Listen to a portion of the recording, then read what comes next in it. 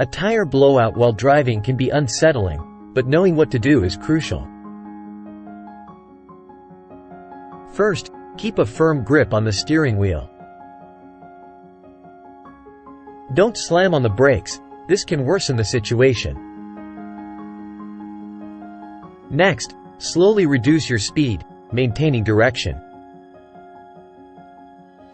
Then signal and move carefully to a safe area.